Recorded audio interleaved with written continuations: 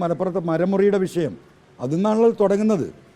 അങ്ങനെ തുടങ്ങുന്നു. ബഹുമാനപ്പെട്ട മുഖ്യമന്ത്രിക്ക് അതിനുശേഷം, അതായത് അജിത് കുമാറുമായി ഞാൻ കണ്ടുമുട്ടി ഏകദേശം 2 മാസത്തിന് ശേഷമായിരിക്കാം പിന്നീട് എന്താ പറയുക, മുഖ്യമന്ത്രിക്ക് ഈ പരാതി ഞാൻ നൽകുന്നത്. ഈ പൊതുവായിട്ടുള്ള ഇപ്പം SIT അന്വേഷിച്ച് അയാൾക്ക് ക്ലീൻ ചീറ്റ് കൊടുത്ത് വിജിലൻസ് കോടതി പറ്റില്ല എന്ന് പറഞ്ഞ ആ പരാതി. അപ്പോൾ ഇതാണ് ഇതിൻ്റെ വസ്തുത. ഒരു ഗൂഢാലോചന നടത്തിയത് ഞാൻ DGP ആവാതിരിക്കാൻ, MR Ajithkumar DGP ആവാതിരിക്കാൻ PV Anwar ഒരു ഗൂഢാലോചന നടത്തി എന്നുള്ളതൊക്കെയാണ് അതിൽ പറയുന്നത്. അപ്പോൾ ഈ കൂടിക്കാഴ്ച എന്ന് പറയുന്നത് മുൻപ് നടന്നതാണല്ലേ? അതെ. അതായത് മുഖ്യമന്ത്രിക്ക് ഈ മെയിൻ പരാതി കൊടുക്കുന്നതിന് മുമ്പ് ഏകദേശം 2 മാസം മുമ്പാണ് ഈ ഇദ്ദേഹവുമായിട്ട്, അതായത് ഈ വയർലെസ് വിഷയത്തിൽ ഞാൻ കൊടുത്ത പരാതിയുടെ ആ ടൈം നോക്കിയാൽ മതി.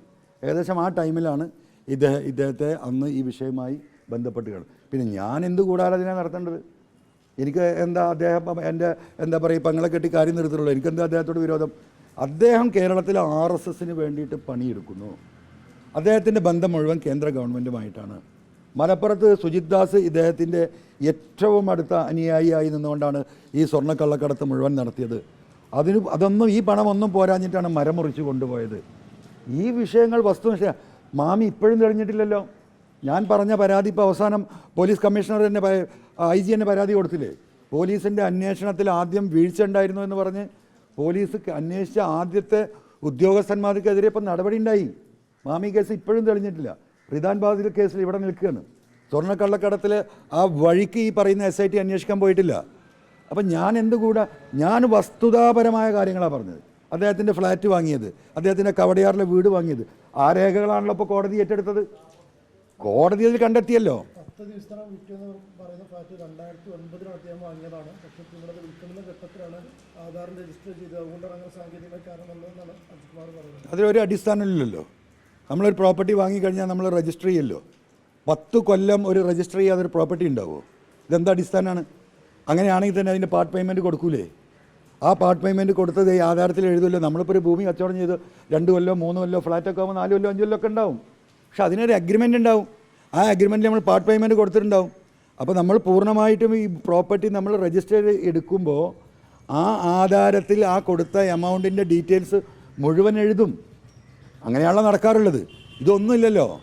ഈ പറയുന്ന 2019 33,80,000 രൂപ കള്ളപ്പണം അൺഅക്കൗണ്ടഡ് മണി കൊടുത്ത അയാൾ വാങ്ങുകയാണ്. അതേപോലെ 10ാമത്തെ ദിവസം ഇരട്ടി വിലക്ക് അദ്ദേഹം വിൽക്കുകയാണ്. 65 ലക്ഷം റിസീവ്ഡ് ബൈ ക്യാഷ്. കേരളത്തിൻ്റെ ചരിത്രത്തിൽ ഉണ്ടായിട്ടുണ്ടാവില്ല. അതും കള്ളപ്പണം. ഈ ഡോക്യുമെൻ്റാണ് ഞാൻ കൊടുത്തത്. അതുപോലെ തന്നെ കവടയാർ വീട് വാങ്ങിയതിൻ്റെ ഈ 2 കാര്യം മതി 1 മണിക്കൂർ കൊണ്ട് വിജിലൻസിന് അദ്ദേഹത്തെ സസ്പെൻഡ് ചെയ്യാം. അന്വേഷണ ഉദ്യോഗസ്ഥന്മാർക്ക് ആ വഴിക്ക് പോയില്ലല്ലോ. ഈ രജിസ്ട്രേഷൻ നടക്കുന്ന എവിടെയാണ്? പോലീസ് ഹെഡ്ക്വാർട്ടേഴ്സിൻ്റെ 1 കിലോമീറ്റർ അപ്പുറത്താണ്. ഇതാണ് ഇതിൻ്റെ വസ്തുത. PV അൻവറിൻ്റെ വഴിവിട്ട ഇടപാടുകൾക്ക് കൂട്ടുനിൽക്കാത്തതിൻ്റെ പേരിലാണ് തന്നെ ടാർഗറ്റ് ചെയ്തത്. അതിന് പോലീസിലൊരു വിഭാഗം, തന്നോട് വിരോധമുള്ള പോലീസിലൊരു വിഭാഗം സഹായിച്ചു എന്നുള്ളതാണ് അദ്ദേഹത്തിൻ്റെ മറ്റൊരു പരാതി. അല്ല, അദ്ദേഹം പറയണമല്ലോ PV അൻവർ വഴിവിട്ട് എന്താണ് ആവശ്യപ്പെട്ടത്. അദ്ദേഹം പറയട്ടെ. അതിന് ഉപോത്ബലകമായ തെളിവ് അദ്ദേഹം കൊണ്ടുവരട്ടെ. ഇപ്പോൾ എല്ലാം കഴിഞ്ഞിപ്പോൾ 1 വർഷം കഴിയുമ്പോൾ ഇപ്പോഴാണോ ഈ മൊഴി കൊടുക്കുമ്പോഴാണോ അത് പറയേണ്ടത്? അന്ന് പറയേണ്ടത് അദ്ദേഹം. ഞാൻ അദ്ദേഹവുമായിട്ടുള്ള കമ്മ്യൂണിക്കേഷൻ ഈ വിഷയത്തിൽ മാത്രമാണ്. ഈ വിഷയവുമായി ബന്ധപ്പെട്ടിട്ട് അന്ന് കൊടുത്ത പരാതികളിൽ പല ഘട്ടത്തിലും അദ്ദേഹത്തെ വിളിച്ചിട്ടുണ്ട്. അദ്ദേഹത്തെ വിളിച്ചാൽ തന്നെ അദ്ദേഹം ഫോൺ കട്ട് ചെയ്യും. എന്നിട്ട് അദ്ദേഹം തിരിച്ച് വിളിക്കുക, എന്താ പറയുക, വാട്സാപ്പ് കോളിലാണ്. എന്താ അതിൻ്റെ ആവശ്യം? ഒരു പോലീസ് ഉദ്യോഗസ്ഥൻ, ലോ ആൻഡ് ഓർഡർ കൈകാര്യം ചെയ്യുന്ന ഒരു പോലീസ് ഉദ്യോഗസ്ഥന് ഞാൻ ഡയറക്റ്റ് കോളിൽ 9447060901 BSNL ഉണ്ടായ ആ കാലഘട്ടം തൊട്ട് ഞാൻ ഉപയോഗിക്കുന്ന എൻ്റെ നമ്പറാണ്. ആ നമ്പറിൽ ഞാൻ അങ്ങോട്ട് വിളിക്കുമ്പോൾ അദ്ദേഹം കോൾ കട്ട് ചെയ്തിട്ട് തിരിച്ച് എന്താ പറയുക വാട്സാപ്പ് കോളിൽ അങ്ങോട്ട് വിളിക്കും. ഇതിൻ്റെ ആവശ്യം എന്താണ്? അപ്പോൾ അങ്ങനെ വഴിവിട്ട് എന്തെങ്കിലും കാര്യം ഞാൻ ആവശ്യപ്പെട്ട് ചെയ്തു കൊടുത്തില്ലെങ്കിൽ ഇത്രയും കാലത്തിൻ്റെ ഇടയ്ക്ക് എത്ര ഘട്ടത്തിൽ അദ്ദേഹത്തിന് പറയാമായിരുന്നു? ഒരു ഘട്ടത്തിലും പറയാതെ ഞാൻ ഗൂഢാലോചന നടത്തി. എനിക്കെന്തിനാണ് ഗൂഢാലോചന നടത്തേണ്ട കാര്യം? അദ്ദേഹത്തിൻ്റെ പെരുമാറ്റം, അദ്ദേഹത്തിൻ്റെ കള്ളത്തരം, അദ്ദേഹം ഒരു നൊട്ടോറിയസ് ക്രിമിനൽ എന്നായി പറഞ്ഞ് ഞാൻ ഇപ്പോഴും ആകുന്നില്ല. എന്തിനാണ് ഈ ചങ്ങാതിയെ ഇപ്പോഴും മുഖ്യമന്ത്രിയുടെ ഓഫീസ് ഇപ്പോഴും താങ്ങി നിർത്തുന്നത്? ഇപ്പോഴും താങ്ങി നിർത്തുകയാണ്. ഈ വിജിലൻസ് റിപ്പോർട്ട് കൊടുക്കുമ്പോൾ ഈ രേഖകൾ വെച്ച് കൊടുത്താൽ നാളെ ഞാനിത് കോടതിയിൽ പോകുമെന്ന് ആവർത്തിച്ച് പറഞ്ഞതാണ്. നാഗരേഷ് വക്കീലിൻ്റെ കയ്യിൽ കൊടുത്ത ഈ 4 ഡോക്യുമെൻ്റാണ് കോടതി ഒറ്റ നോട്ടത്തിൽ മനസ്സിലാകും ആധാരത്തിൽ എഴുതി വെച്ചിരിക്കുകയാണ്. പിന്നെ എനിക്കിതിൽ ഗൂഢാലോചന നടത്തേണ്ട കാര്യമൊന്നുമില്ല. ഇപ്പോൾ ഗൂഢാലോചന നടക്കുന്നത് പോലീസ് തന്നെ നിരന്തരമായി ഇപ്പോൾ 26-27 കേസുണ്ട്. ഇപ്പോൾ ഒരു വിജിലൻസിൻ്റെ കേസ് വേറെ വരുന്നു. നാളെ ഏതൊക്കെ കേസ് എൻ്റെ പേരിൽ വരുന്ന എനിക്കറിയാൻ പറ്റില്ല. ഇപ്പോഴും ഈ സെറ്റ് ഈ പറയുന്ന മുഖ്യമന്ത്രിയുടെ ഓഫീസും ഈ പറയുന്ന അജിത് കുമാറും ഒറ്റക്കെട്ട് തന്നെയാണ്. ആ ഭാണ്ഡം അഴിച്ചു വിടാൻ മുഖ്യമന്ത്രിയുടെ ഓഫീസിനോ ശശിക്കോ കഴിയില്ല. അതുപോലെയുള്ള ഇമ്മോറൽ ഇടപാടുകൾ നടത്തിയിട്ടുണ്ട്. എനിക്കതാണ് ഇതിൽ പറയാനുള്ളത്.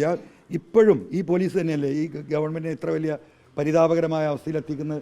അന്നും ഞാൻ പറഞ്ഞ പരാതി അതല്ലേ. ഇപ്പോൾ ഇന്നലെ മിനിഞ്ഞാന്ന് ആരോഗ്യമന്ത്രി ഇവിടെ വന്നു, നമ്മുടെ മഞ്ചേരി ഹോസ്പിറ്റലിൽ. അവിടുത്തെ തൊഴിലാളികൾ, താൽക്കാലിക ജീവനക്കാർ, അവർക്ക് ശമ്പളം കിട്ടാത്തൊരു കാര്യം പോയി പറഞ്ഞതാ. അവരെ പേരിൽ കലാപാഹ്വാനത്തിനും അക്രമത്തിനും ഇന്ന് കേസെടുത്തു എന്നുള്ള റിപ്പോർട്ടാണ് നിങ്ങളെല്ലാവരും ഇപ്പോൾ ചെയ്തുകൊണ്ടിരിക്കുന്നത്. എന്താ കാരണം? ഈ തൊഴിലാളികൾ ഒരു 3-4 തൊഴിലാളികൾ എന്നെ വന്ന് കണ്ടിരുന്നു. അന്വർക്ക് അങ്ങനെ ഇങ്ങനെ ശമ്പളം കിട്ടുന്നില്ല, ഒന്ന് ഇടപെടാൻ കഴിയുമോ? അവരുടെ ഗതികേട് കൊണ്ട് എൻ്റെ അടുത്ത് വന്നതാ. അപ്പോൾ ഞാൻ അവരെ സമാധാനിപ്പിച്ച് വിട്ടു, നമുക്ക് നോക്കാൻ ശ്രമിക്കാമെന്ന് പറഞ്ഞിട്ടു. അവരെന്നെ വന്നു കണ്ട വിവരം പുറത്തറിഞ്ഞിട്ടുണ്ട്.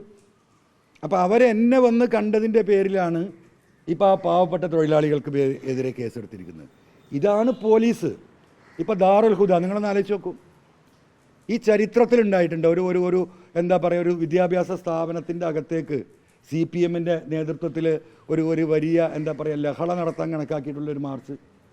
അപ്പോൾ ഇതാണ് ഈ പറഞ്ഞു വരുന്നത്. CPM-ന് പറ്റിയിട്ടുള്ള പിണറായി സംഘം RSS-നെയും കേന്ദ്ര ഗവൺമെൻറ്റിനെയും സുഖിപ്പിക്കാനുള്ള നിരവധിയായ നിലപാടുകൾ പോലീസ് ഇപ്പോഴും എടുക്കുകയാണ്.